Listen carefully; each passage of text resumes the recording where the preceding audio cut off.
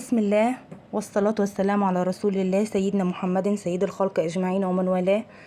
أحب أرحب بكم جميعا وأرحب بالمشتركين الجدد كالعادة، وأقول لكم شرفتوني على قناة المتواضعة. أتمنى دايما شغلي يعجبكم. هنعمل مع بعض النهاردة المفرش التركي ده يا جماعة شغل تركي كداب. يعني ايه تركي كداب؟ يعني احنا ما بنقصش خيط او ما بنشتغلش على غرزة امامية وغرزة خلفية، عمود امامي وعمود خلفي زي الشغل اللي سابق على القناة. فاحنا بنشتغل غرزة واحدة بس، وسهلة جدا جدا للمبتدئين. اتمنى انها تعجبكم. وانتوا شايفين المنظر عامل ازاي، وامانة امانة امانة. شكرا من كل قلبي للي دعمني باللايك والكومنت. بقول لكم متشكرة جدا جدا جدا. يا رب اللي يخش ويتفرج على المفرش ما ينسانيش باللايك والكومنت. انا والله ما ببخل بمعلومة ابدا عليكم، كل اللي بستنظره اللايك والكومنت عشان يوصل لغيركم، ومن ايد لايد تكبر وتزيد ان شاء الله ان شاء الله. يا رب باذن الله باذن الله شغلي يعجبكم. وبأمانة الله بأمانة الله والله على الطبيعة جميل جدا، ينفع للشنط وينفع للبطاطين وينفع للحقائب مع تغيير سمك الخيط. احنا شغالين بخيط السلسلة هنا، انما انت لو هتشتغلي بخيط قطن او خيط صوف هيبقى اصغر من كده بكتير. وعايزة تزغرفيه زغرفيه بنهايات حسب ما انت حابة. اتمنى يعجبكم، وبالله عليكم وحياة اغلى حاجة عندكم اللايك وكومنت. اللايك وكومنت يا جماعة، بأمانة الله بأمانة الله انا ما ببخل بمعلومة. يلا يا جماعة نبتدي ونشوف هنعمل ايه مع بعض. احنا زي ما تعودنا بنعمل الدايرة كده، ونطلع منها الخيط كده كأننا هنعقد عقد عادية مثلا اهو، كأنك بتعقدي عقد عادية كده.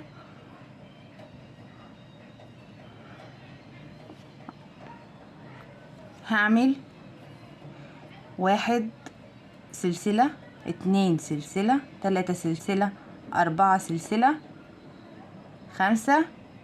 وهاجي في اول واحدة عملتها هنا هي واضحة، وهخش فيها وهعمل منزلق. اتشكلت معايا الدايرة،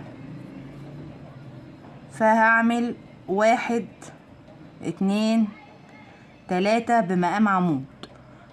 طلعت 3 سلاسل بمقام عمود. هدخل اشتغل داخل الدايرة وهعمل كمان ده تاني عمود، تالت عمود. عملت 3 عواميد، اتمنى يبقوا واضحين. وهعمل سلسلة 2، وهدخل داخل الدايرة تاني واعمل 3 عمدان، 1 2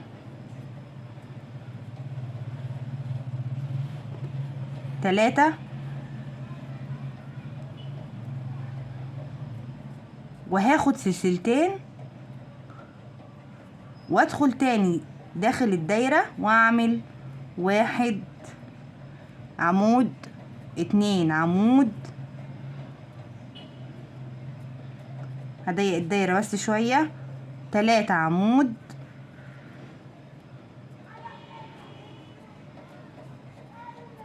واخد سلسلتين. وهعد هنا، فاكرين ال3 سلاسل اللي احنا طلعناهم؟ 1 2 3. احنا الاول نعد زوايا المربع. ده اول زاوية، تاني زاوية، لسه تالت زاوية. انا كنت هغلط، يبقى هعمل كمان عمود. هشتغل داخل الدايرة 1 2 3، وهاخد سلسلتين واوصل لاخر زاوية في المربع. فاكرين ال3 سلاسل اللي احنا خدناهم؟ هخش في اول سلسلة التالتة اللي احنا عملناها يا ربي، وهعمل منزلقة كده. اتشكل معايا المربع بالزوايا بتاعته 1 2 3 4. اتمنى تبقى واضحة.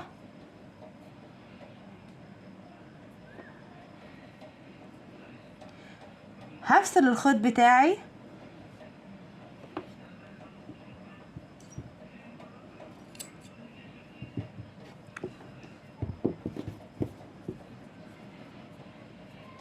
وهشتغل اللون اللي بعده.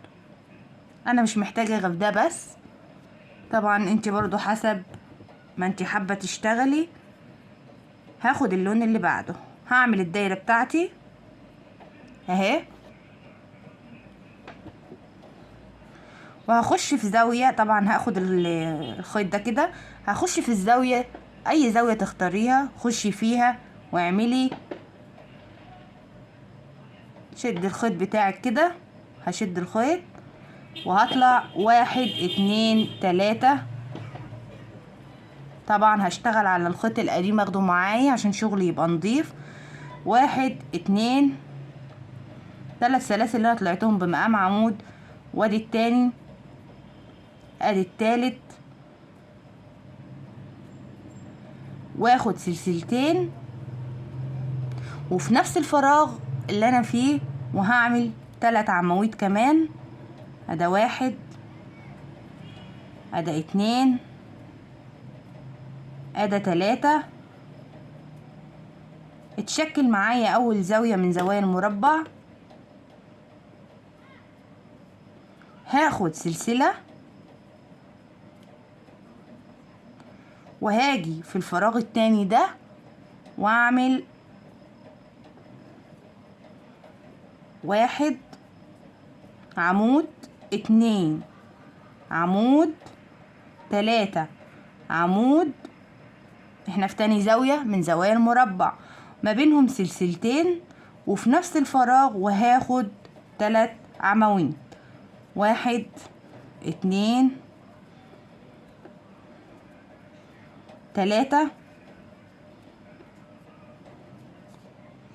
كده تشكل معايا تاني زاوية من زوايا المربع، ما بينهم سلسلة واحدة اللي هي الفراغ اللي هيتملي المرة الجاية. هاخد سلسلة، ده الفراغ، وهخش في الفراغ ده كده وهعمل 1 2 3. واضحة؟ سلسلتين وفي نفس الفراغ 1 2 3. تشكل معايا ايه؟ تالت زاوية. ادي الزاوية الاولى، الزاوية التانية، الزاوية التالتة، السلسلة، والزاوية الرابعة. 1 2 3. سلسلتين وفي نفس الفراغ، وهدخل اعمل 3 عواميد. 1 2 3. هاخد سلسلة، وفي اول 3 سلاسل عملناهم كانوا بمقام العمود، ادي 1 2 3، وهدخل في اول سلسلة من العمود من فوق واعمل منزلقة كده. اتشكل معايا شكل المربع، اتمنى يبقى واضح اهوت.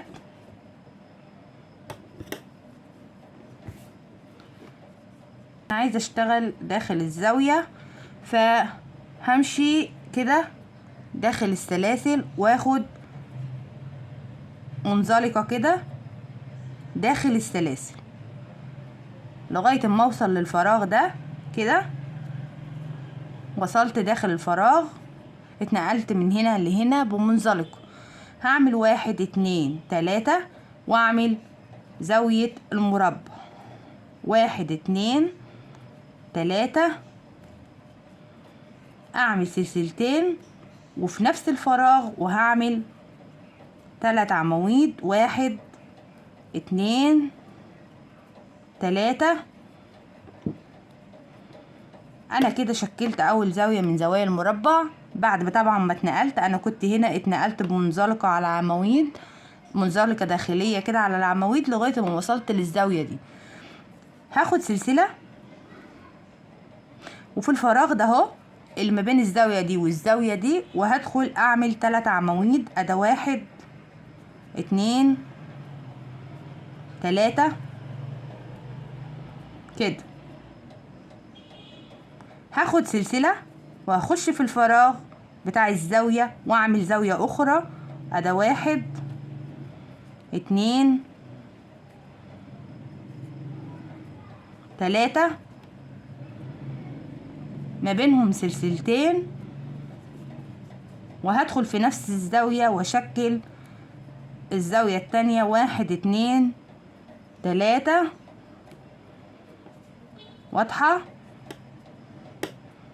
الزاوية الاولى، وبنينا في الفراغ اللي كنا سايبينه، والزاوية التانية، وهاخد سلسلة وهبني في الفراغ ده 3 عمدان.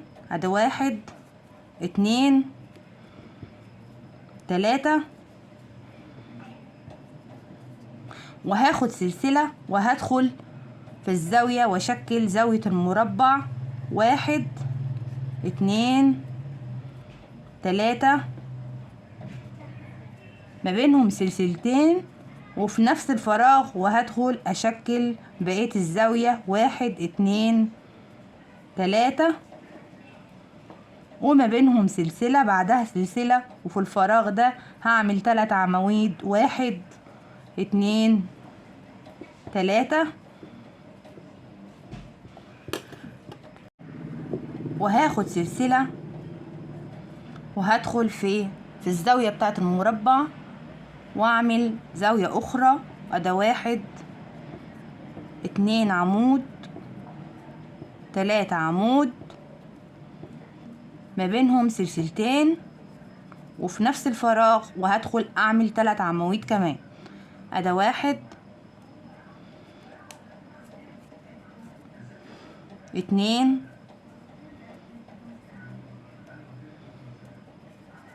3 سلسلة، وفي الفراغ ده هدخل اعمل 3 عواميد. ادا 1 2 3 سلسلة، وهعد 1 2 3 وهدخل هنا وهعمل منزلق. اتشكل معايا شكل المربع زي ما حضراتكم شايفين. المربع بيكبر اهو. انا عايزه اوصل لفراغ بس مش لزاوية، هتنقل كده ما بين الخيط ما بين العمدان اهو. بنخش جوه السلسلة واعمل منزلقة كده، والسلسلة الاخرى واعمل منزلقة كده، والسلسلة اللي بعدها واعمل منزلقة كده، وهوصل للفراغ ده واعمل منزلقة. واضحة؟ في نفس الفراغ هطلع 1 2 3 بمقام عمود، وداخل الفراغ هعمل كمان عمود. ادا كده 2 3 عمدان. يبقى انا دخلت في الفراغ، وفي الفراغ ومش في الزاوية، لا الزاوية دي ولا الزاوية دي. انا هشتغل في الفراغ ده والفراغ ده. هاخد سلسلة وهخش جوه الفراغ التاني واعمل 1 2 3 وانا باخد التالت مش هكمله، وهشتغل اللون الاخر اللي هو الابيض. هاخده معايا اعمل الدايرة بتاعتي العقدة، وهدخل كده. شفتوا انا عملت ايه؟ ما خدتش في الدور ده غير ده والفراغ ده، وهدخل اخد الزاوية. بس وانا باخد الزاوية ما انساش اخد معايا اللون الاصفر، فاسحبه كده وهعمل سلسلة وهدخل داخل الزاوية واعمل زاوية اخرى. 1 2 3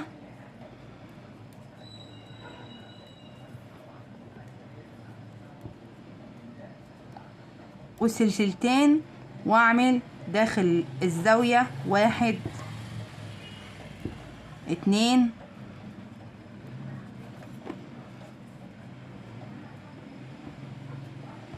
3 اهو واضحة. وانا بطلع من العمود الثالث مش هكمله، هاخد اللون الاصفر اللي تحت ده هعكسه وهطلعه كده واخد سلسلة واملى الفراغ ده والفراغ ده باللون الاصفر، ومعايا الابيض طبعا شغال لان لسه هنكمل بقية الزوايا. 1 2 3 سلسلة، وهاجي في الفراغ ده واعمل 1 2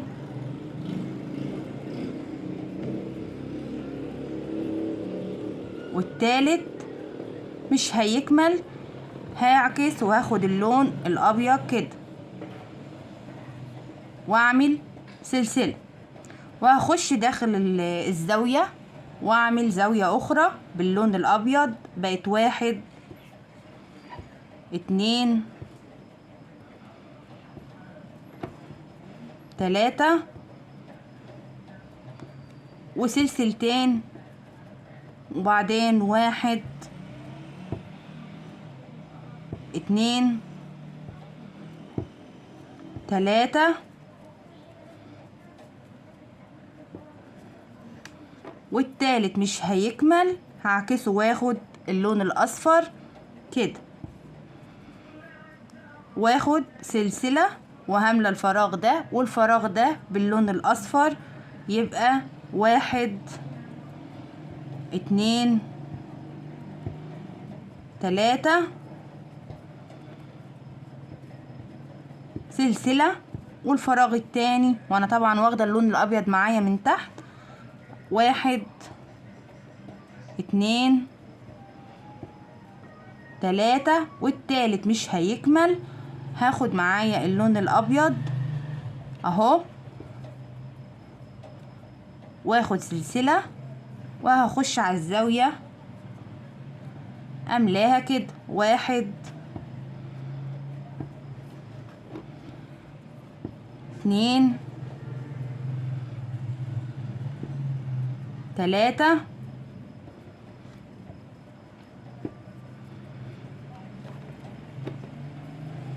سلسلتين، 1 داخل الفراغ 2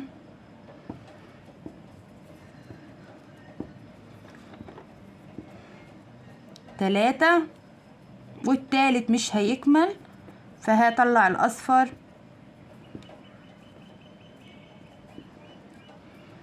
وهاخد سلسلة وهاجي في الفراغ واعمل 1 2 3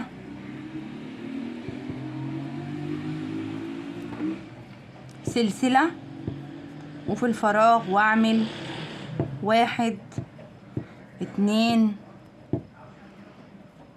3 والتالت مش هيكمل، هطلع اللون الابيض واعمل سلسلة وهملى الزاوية بتاعتي 1 2 3 وسلسلتين، وبعدين 1 2 3 التالت مش هيكمل، هطلع اللون الاصفر كده واخد كده وسلسلة،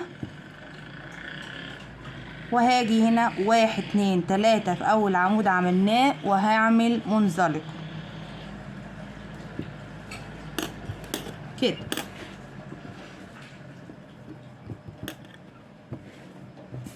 ايه رأيكم؟ اتمنى يبقى واضح بالشكل ده.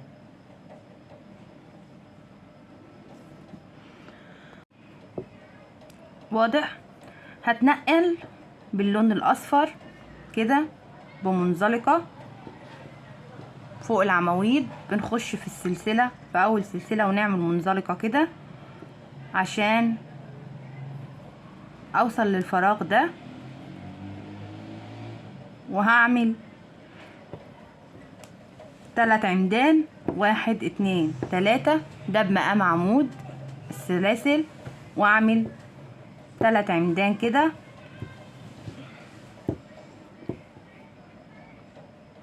يا رب يبقى واضح. بس في العمود الثالث مش هيكمل، هنعكس وناخد اللون الابيض والسلسلة بتاعتنا، وهنيجي في الفراغ ده اول زاوية اهي بيضة، هنا فراغ وهنا فراغ وهنا الزاوية، فهنيجي في الفراغ ده وهناخد 3 عمدان 1 2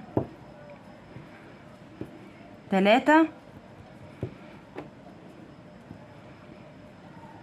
سلسلة، وطبعا اللون الاصفر شغال معايا من تحت، وهدخل اشكل الزاوية بتاعتي، اعمل 1 2 3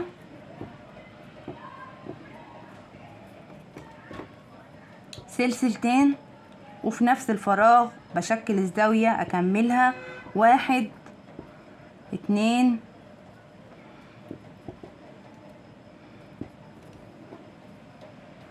3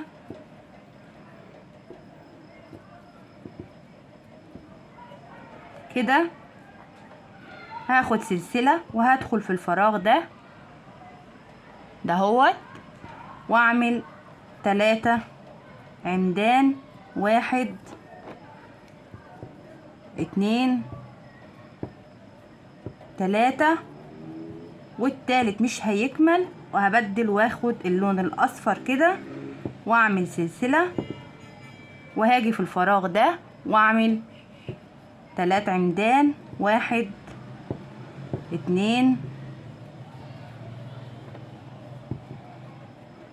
3 التالت مش هيكمل، هبدل واخد الابيض كده واعمل سلسلة، وهدخل في الفراغ اللي بعده واعمل 3 عمدان 1 2 3 سلسلة، وهدخل في الزاوية واعمل زاوية المربع 1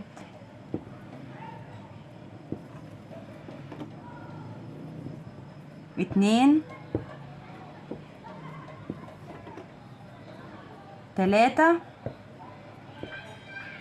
سلسلتين، وفي نفس الفراغ وهدخل اعمل هكمل بقية الزاوية ادي 1 2 3 سلسلة، وهخش في الفراغ اللي بعده ده واعمل 3 عمدان 1 2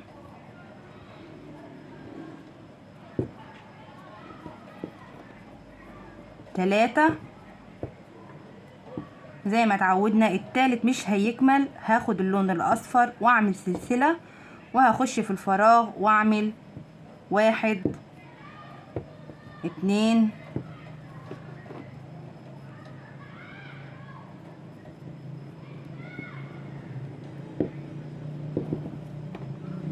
3 التالت مش هيكمل، هناخد الابيض ونعكس ونعمل سلسلة، وهخش في الفراغ واعمل 1 2 3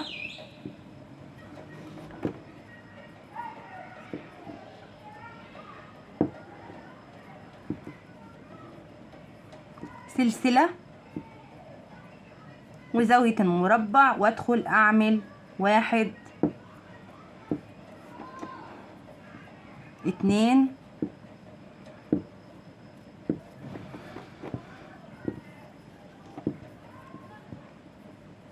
3 سلسلتين داخل الزاوية، 1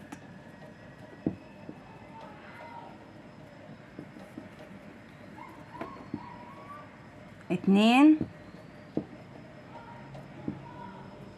3 سلسلة. في الفراغ هعمل 1 2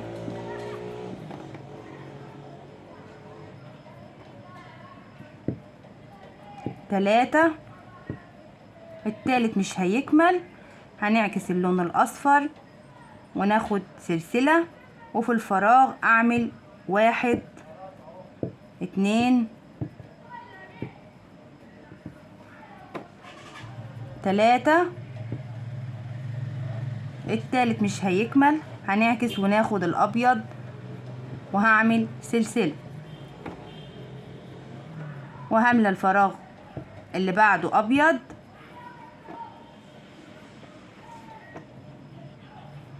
1 2 3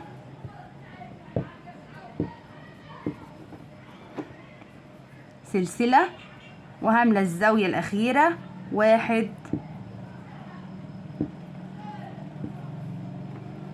2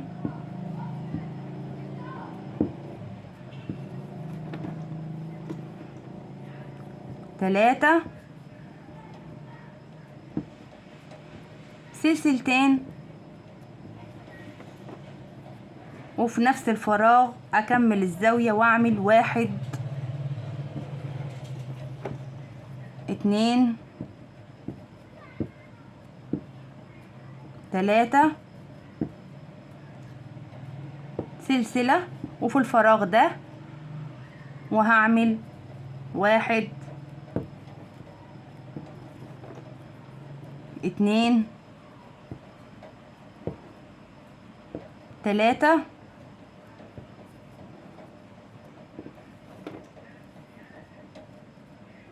وهاخد سلسلة، وهاجي في ال3 سلاسل دول واعمل منزلقة في اول سلسلة.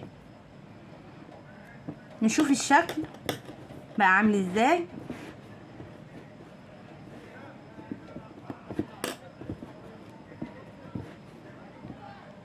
اهو بصوا، واضح؟ شايفين الشكل؟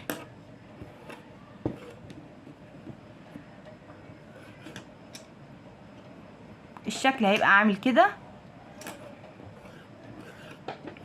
وكده اصبح معايا اللون الاصفر خلاص خلص مدته. فهنقص اللون الاصفر، ما عدناش محتاجينه.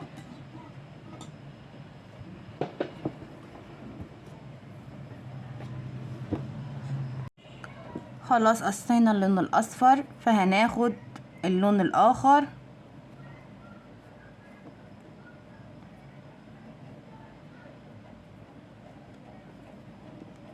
الاول.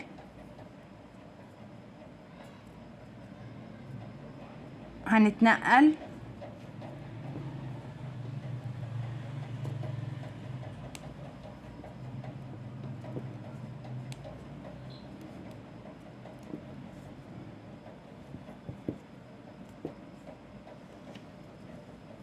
عشان نشتغل في الزاوية مظبوطة. نتنقل في الفراغات كده لغاية ما اوصل للزاوية بتاعت ايه المربع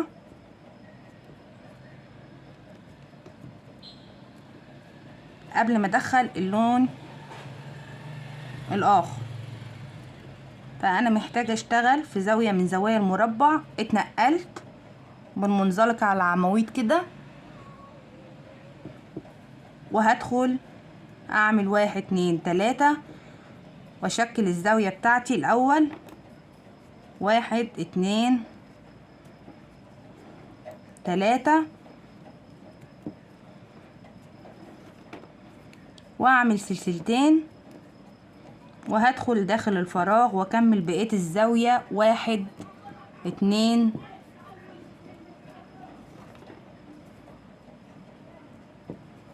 3 وكده اول زاوية اتشكلت معايا من زوايا المربع. وانا بقفل التالتة هدخل اللون الجديد بقى كده، شد الخيط واعمل سلسلة،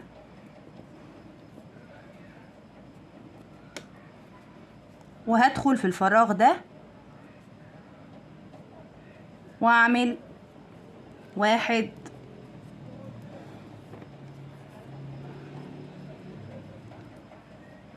2 3 اهو، وهاخد سلسلة وفي الفراغ اللي بعده ومعايا اللون الابيض تحت شغال، وهعمل 3 عواميد. 1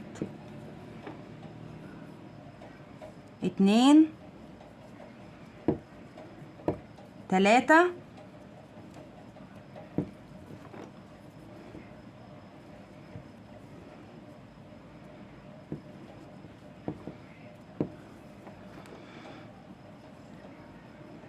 الخيط لما بيلف على بعضه بيبقى حاجة. معلش انا اسفة بقى، لازم افكه. وهعمل سلسلة وهدخل في الفراغ اللي بعده واعمل 3 عمدان. 1 2 3 واخد سلسلة وهعمل في الفراغ اللي بعده 1 2 3 والتالت مش هيكمل، هطلع الابيض واعمل سلسلة وهشكل زاوية المربع. 1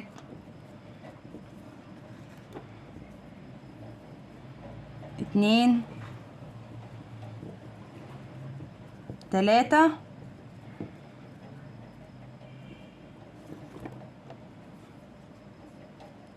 والسلسلتين واكمل بقية الزاوية. 1 2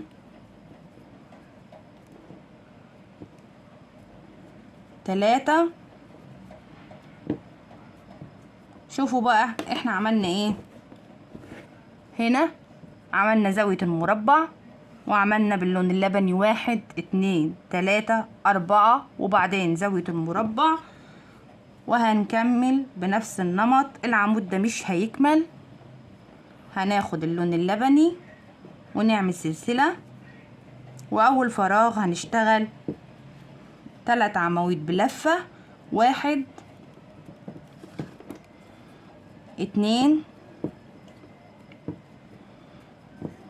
3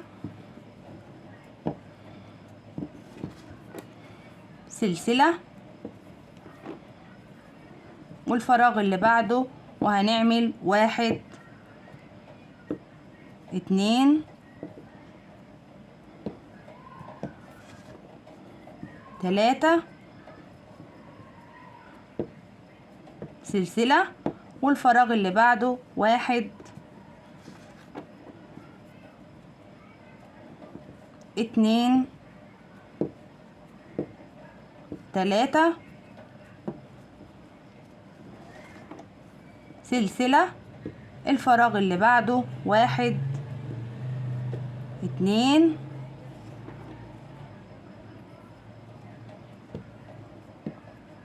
3.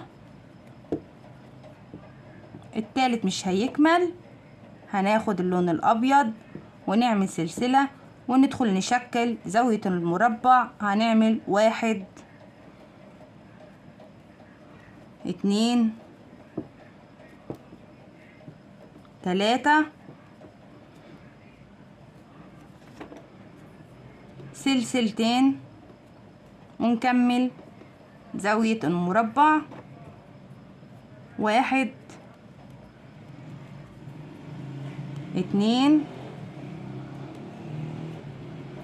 3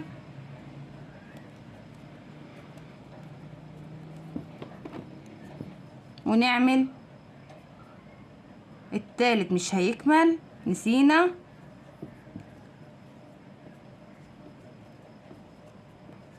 واكمل بقية الدور بنفس المنظر. اتمنى يبقى واضح، هكمله وبعدين نشوف. يعني احنا بنينا 1 2 3 4 والزاوية وهنا برضو 4 والزاوية. هكمل 4 والزاوية دي و4 وادي الزاوية دي، وهكمله ونشوف شكله عامل ازاي. وصلت للاخر، كملت ال4 زي ما حضراتكم شايفين، ووصلت المكان ما بدأنا. هاخد سلسلة وهاجي هنا 1 2 3، اول سلسلة عملنا فيها اشتغلنا فيها، وهطلع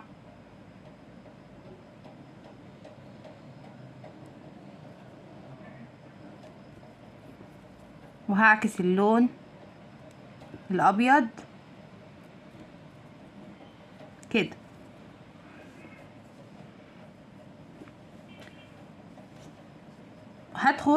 هاخد منزلقة فوق العواميد واوصل للزاوية بتاع المربع، ومعايا اللون اللبني طبعا ما بسيبوش، واعمل الزاوية بتاعتي 1 2 3، وهشكل زاوية المربع. وده اول زاوية في الدور اللي هي زاوية المربع. 1 ده بقى عمود، وده التاني تالت، وسلسلتين، وبعدين 1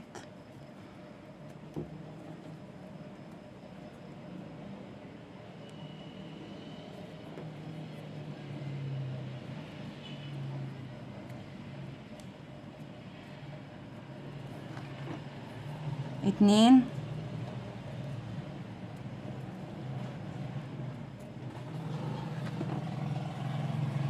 3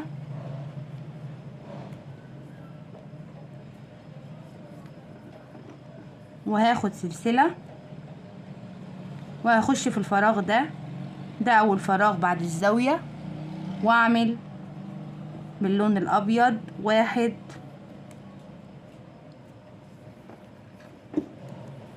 2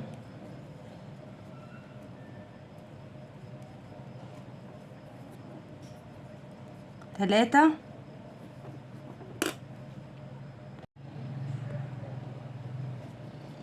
3 كده، وفي التالت مش هيكمل، هعكس اللون اللبني وهاخد سلسلة واعمل اول فراغ لبني اهو 1 2 3 سلسلة، والفراغ اللي بعده لبني 1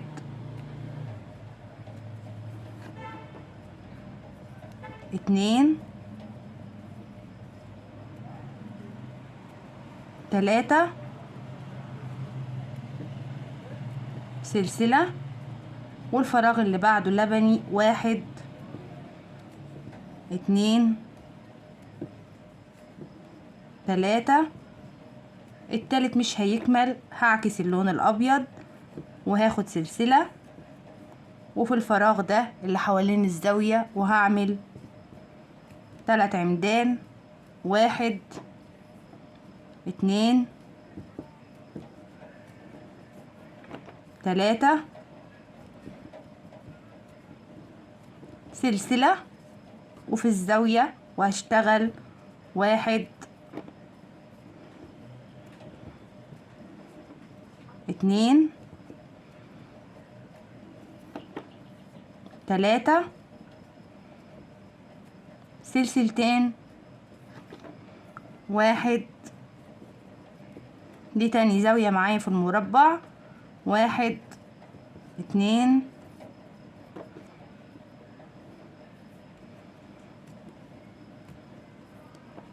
3.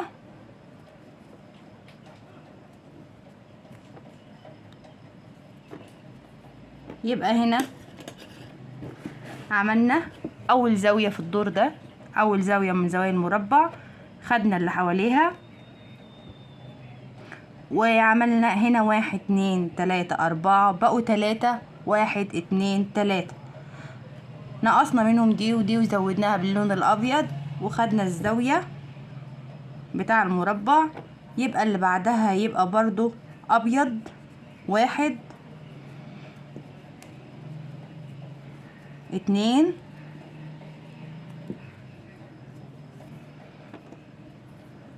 3. التالت مش هيكمل، هناخد اللون اللبني واعمل سلسلة وهعمل 3 فراغ لبني، 1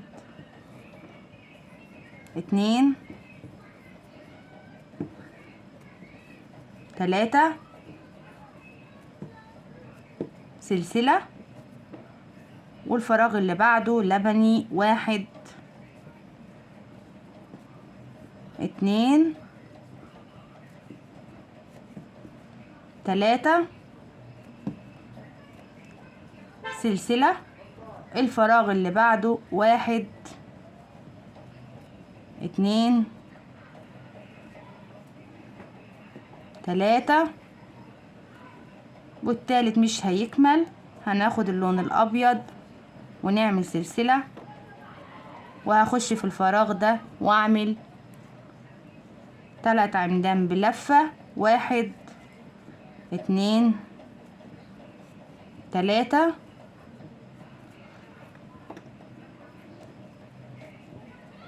سلسلة واشكل زاوية المربع، 1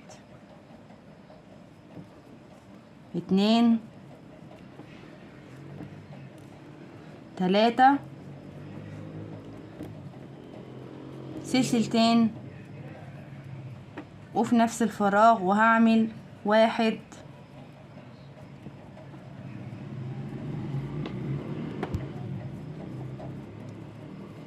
2 3.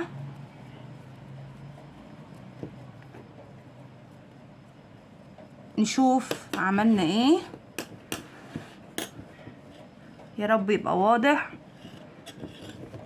شكلنا الزاوية دي وعملنا 1 2 3 وعملنا 2 ابيض والزاوية اللي في النص، وعملنا 1 2 3 و2 ابيض، لسه هكمل التاني والزاوية اللي في النص. هكمل المربع، بدل ما بعمل 4 هعمل 3 واكمل واوريكم الشكل النهائي. وصلت للاخر، كملت الدور ومعايا 3 لبني، فهدخل في اول 3 سلاسل عملناهم واعمل منزلقة كده. هتنقل بالخيط طبعا منزلقة، هتنقل بالخيط كده لغاية ما اوصل للزاوية بتاع المربع، وهعمل الزاوية بتاعتي اللي اتعودنا عليها من الاول، 1 2 3، وهاخد سلسلتين واكمل بقية الزاوية. 1 2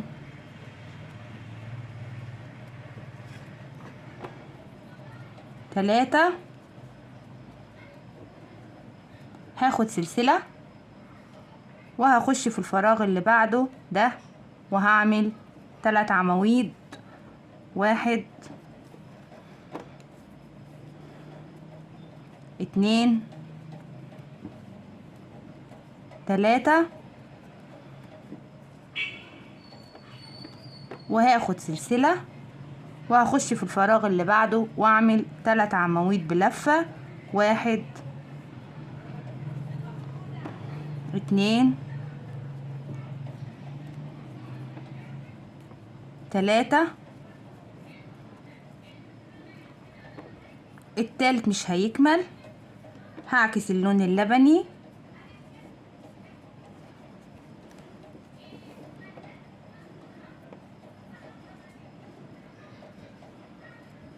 وهاخد سلسلة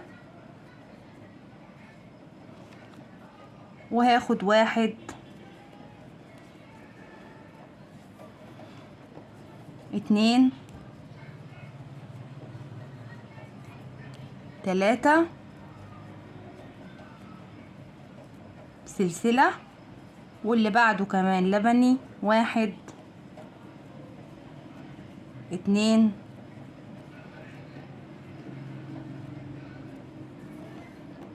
3. التالت مش هيكمل، هعكس اللون الابيض واعمل سلسلة وهاخد الفراغ ده ابيض. 1 2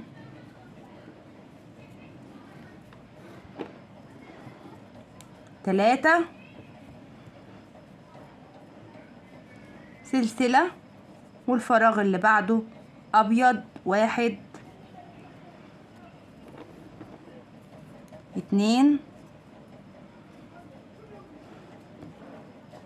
3.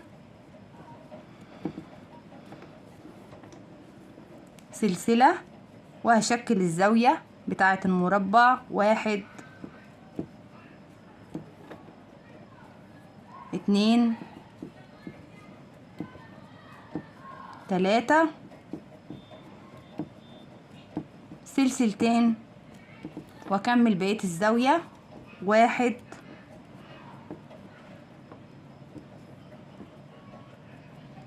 2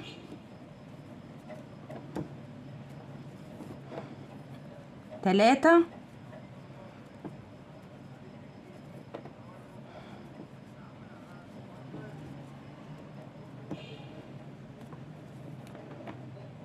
هاخد سلسلة والفراغ ده هملاه ابيض. 1 2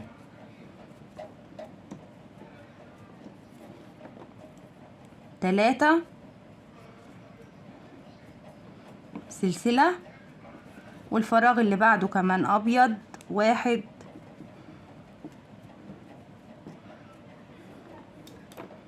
2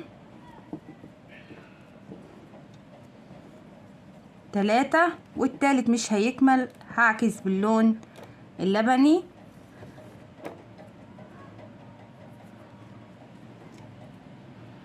واخد سلسلة واشتغل 2 لبني، فراغين 2. ادي اول فراغ. 1 2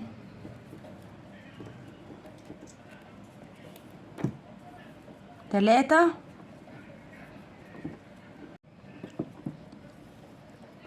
واخد سلسلة واعمل الفراغ اللي بعده. 1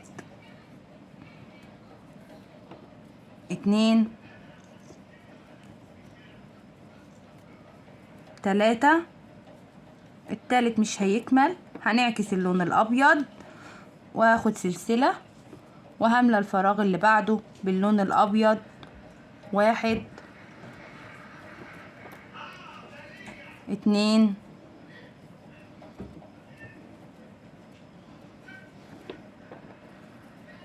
3. سلسلة. نشوف عملنا ايه بقى مع بعض. كانت بداية الدور هنا خدنا زاوية المربع، ملينا الفراغ الاول ابيض والفراغ التاني ابيض، واللبني اصبح 2 معايا بعد ما كانوا في البداية 4 وبعدين 3 وبعدين 2. وزوايا المربع باللي حواليها شكلناه ابيض واصبح اللبن 2. هاخد هنا ابيض وهنا ابيض وهشكل هنا ابيض وهنا ابيض والزاوية، وهاخد هنا 2 لبني بس وهنا 2 لبني بس، وهوصل للنهاية ونشوف عملنا ايه مع بعض. انتهيت من الدور يا حبايبي، وصلت لاخر الدور وشكلت طبعا الاتنين لبني، وهقفل في 3 سلاسل طبعا زي ما اتعودنا بمنزلقة،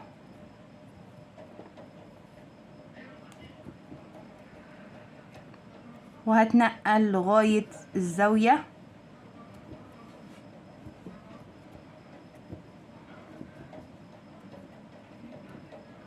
وهشكل الزاوية بتاعتي 1 2 3. ما ننساش ناخد اللون اللبني 2 3 وبعدين 1 2 وداخل الزاوية، وهعمل 3 عمدان برضو 1 2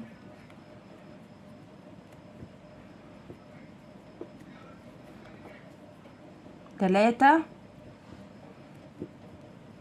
وهاخد سلسلة، والفراغ اللي بعد الزاوية هيبقى ابيض 1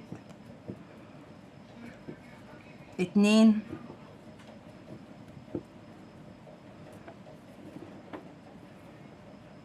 3 سلسلة، الفراغ اللي بعده ابيض 1 2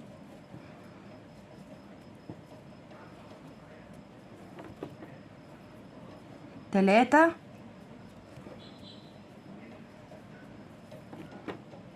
سلسلة،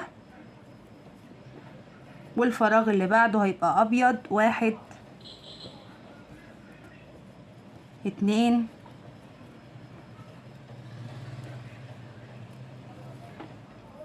3.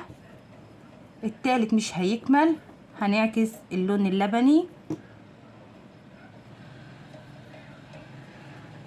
واخد سلسلة وهملى الفراغ اللي بعده باللون اللبني 1 2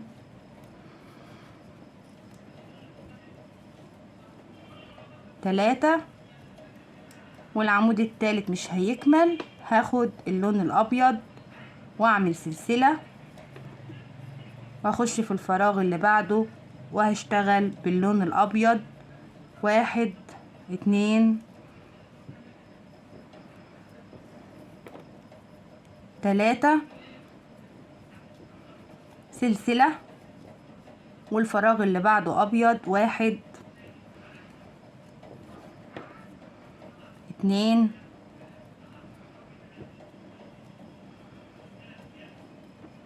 3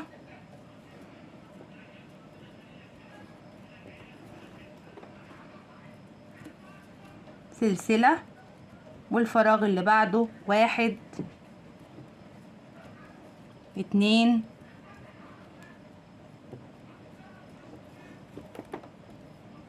3 سلسلة، وهدخل اشكل الزاوية بتاعتي 1 2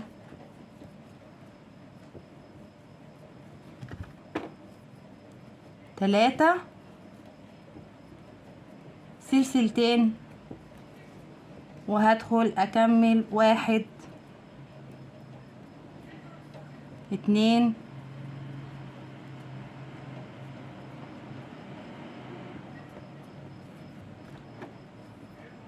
3 3 سلسلة، الفراغ اللي بعده ابيض 1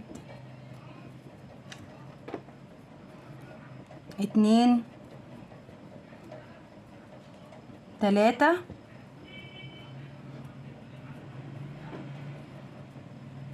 الفراغ اللي بعده ابيض 1 2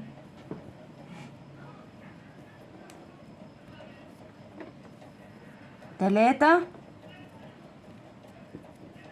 سلسلة، والفراغ اللي بعده 1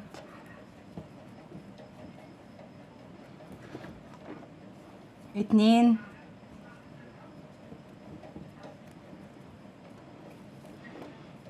3 التالت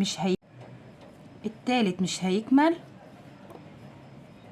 فهنعكس وناخد اللون اللبني وناخد سلسلة، وهشتغل الفراغ ده باللون اللبني 1 2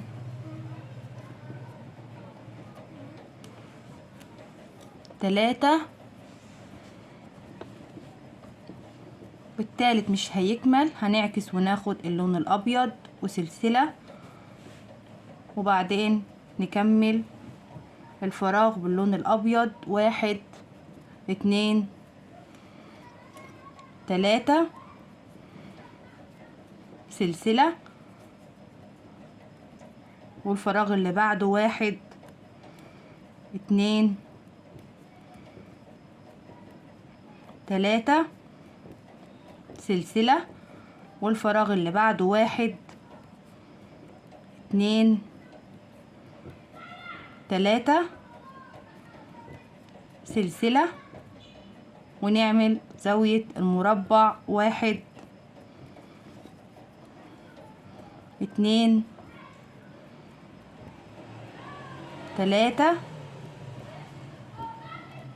سلسلتين، ونعمل 1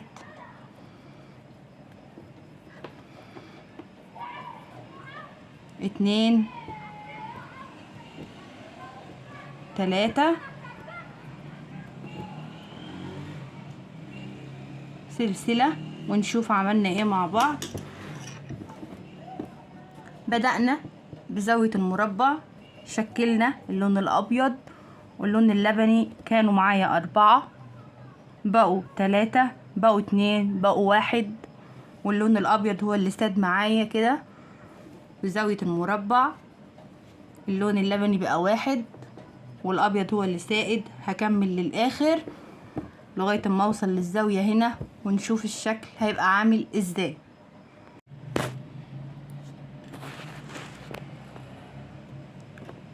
وصلت لنهاية الدور 1 2 3، وهقفل بمنزلقة زي ما اتعودنا من اول شغل المربع، وهتنقل بالخيط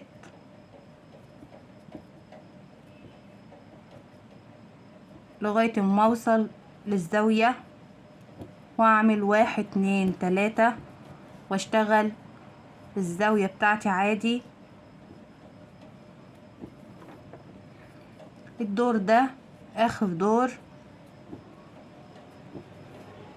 الدور اللي فات كان اخر دور للبني، كملنا فيه 1 وخلص على كده.